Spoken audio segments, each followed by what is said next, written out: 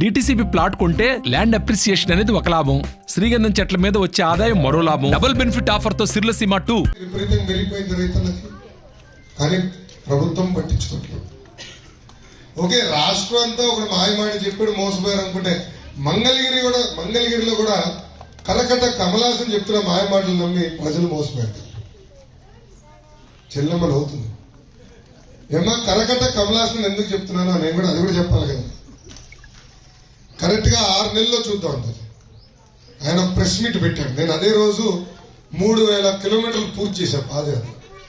అదే రోజు ఇక్కడ శాసనసభ్యుడిగా 10 సంవత్సరాలు ఉన్న రామకృష్ణారెడ్డి గారు ప్రెస్ మీట్ పెట్టారు.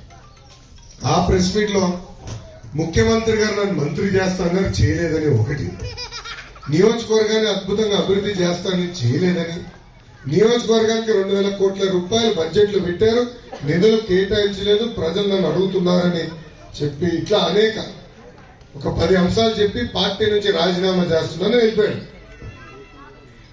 మళ్ళీ 2 నెలల తర్వాత ఏమైందో నాకు తెలియదు, వాటాలు ఎవరు కుదిరిందో ఏమైందో. మళ్ళీ కరకట్ట కమలాసన్ ప్రత్యక్షంగా వచ్చాడు. సినిమాలో చూస్తాం, ఒక యాక్టర్ పోతాడు, ఒక సీన్ లో ఉండడు, మళ్ళీ తర్వాత వస్తాడు. అలా ఎమ్మెల్యే గారు వచ్చారు. ప్రజలందరిని అడుగుతున్నారు, 2 టర్మ్లు మీరు ఎమ్మెల్యే గారిని గెలిపించారు, 10 సంవత్సరాలు మీరు ఆయన్ని ఆశీర్వదించారు, దీవించారు. మన ఊర్లో ఒక అభివృద్ధి కార్యక్రమం జరిగిందా? ఒకరికైనా న్యాయం జరిగిందా? పిల్లలకు ఉద్యోగాలు వచ్చినాయా? దయచేసి ఇది ఆలోచించుకొని కూర్చున్నాం. తల్లి రోడ్ ఎంత అద్భుతంగా ఉందో మనం చూసాం కదా. ఏమి రోడ్ అబ్బా ఇదే, దీనికోసం ఎమ్మెల్యే గారు మనం ఓటేయాలబ్బా, అంత అద్భుతమైన రోడ్ ఉంది ఇక్కడ సీసీఐకి.